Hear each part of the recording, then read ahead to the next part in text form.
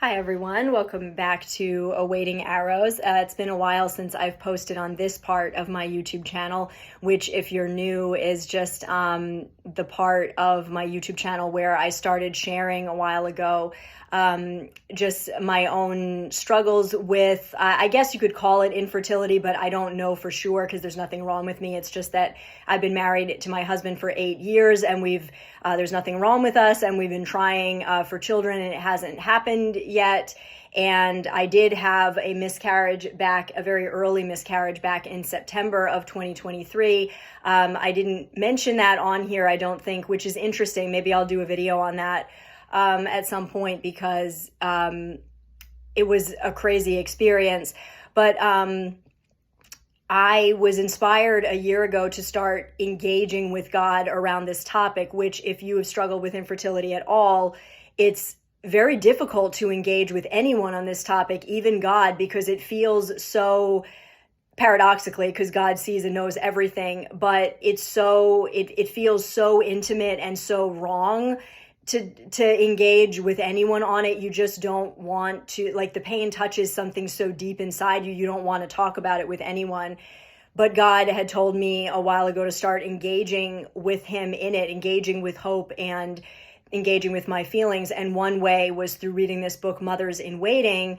And that was sort of the catalyst that started this part of my channel, where I just wanted to talk through things that I'm learning and going through in case anyone else, could be empowered and encouraged by talking to someone who's been through it and is going through it. So what I wanted to mention today, and they're very short thoughts, but what I wanted to mention today was for anyone that knows anyone who's married or getting married, or wherever they are mentally about having children, especially in today's day and age when there's so many anti-family messages out there. There's so much of an anti-marriage, anti-children culture. I hear so much negativity about it.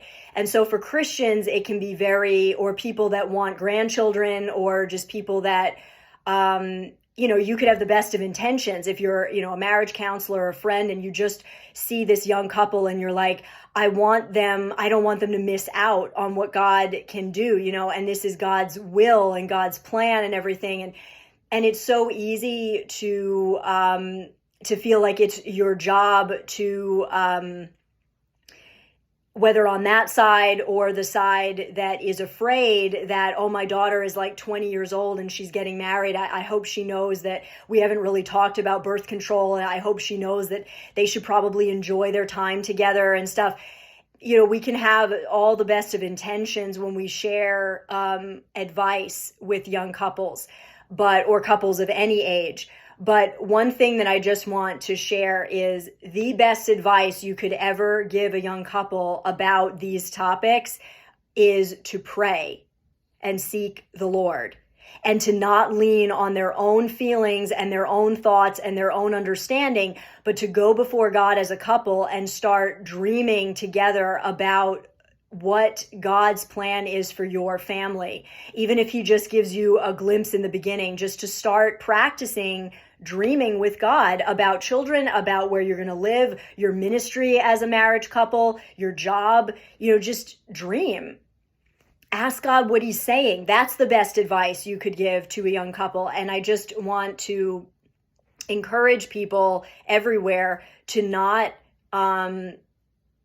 the worst thing you can do, and it's very, very difficult if you've got a heart that is trying to do the right thing. You have the best of intentions, but you really need to take everything before God and ask yourself, am I giving this advice out of a place of my own fear or my own experience or my own fear for them? Because the problem is, I have heard so many in this book, Mothers in Waiting, so many, story after story, and I've heard so many stories outside this book of women who were told that they should wait to have children for several years so that they could get used to being married and stuff. And that is told with the best of intentions. But then, like if you get married at 28 and then you wait 5 years, there's there's no guarantee that, we're still treating this like the second you have sex, you're going to get pregnant. And that is a possibility. You do have to at least have your heart open to the possibility if you have unprotected sex. But the reality is that it's not a guarantee. It's not a sure thing. And the mistake that a lot of people make is to think that they have all the time in the world. And the answer to that is, and that they're just going to be able to get pregnant whenever they want, and that they have so much control over it. And that's just not the case. And the answer to that is not to go to the other extreme and start trying in fear, or to act like I'm a ticking time bomb and I'm about to be infertile. No, you don't want to approach anything in life out of a place of fear, especially something that is God's heart and something beautiful that he created. So the best thing you can do for a young couple at any age or stage that they're at, whether you agree or don't agree with their stance on children, whether you think they're doing the right thing or the wrong thing, the best thing you can do is pray for them.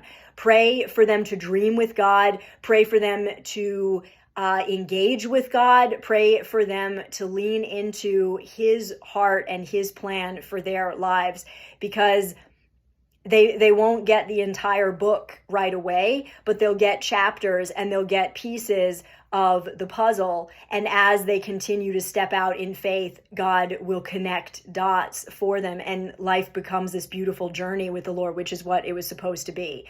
So pray for yourself. Pray as a married couple, pray for other couples, and you'll be good.